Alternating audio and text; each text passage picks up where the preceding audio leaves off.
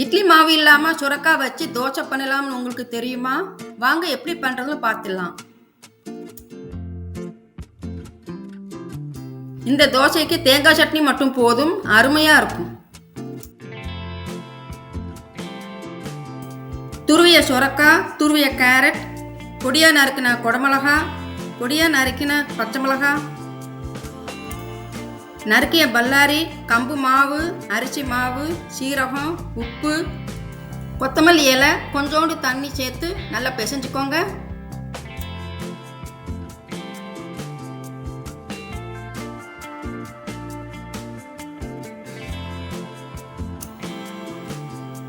இந்த மாதிரி உருண்டை பிடிச்சுக்கோங்க.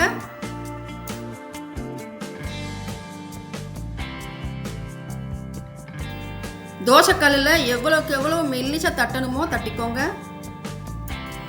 சில்லி ஃப்ளேக்ஸ் லேசை தூவிக்கோங்க, பார்க்குறதுக்கு அழகாக இருக்கும். எண்ணெய் ஊற்றி 2 பக்கமும் பொன்னிறத்துக்கு சுட்டு எடுத்துக்கோங்க. உடம்பு எடை குறைக்கணும்னா வாரத்துக்கு 3 நாள் இந்த தோசையை சேர்த்துக்கோங்க. உங்கள் கைப்பக்குவத்துக்கு எல்லாமே நல்லா வரும். வீட்லேயே சமைங்க, ஆரோக்கியமாக இருங்க.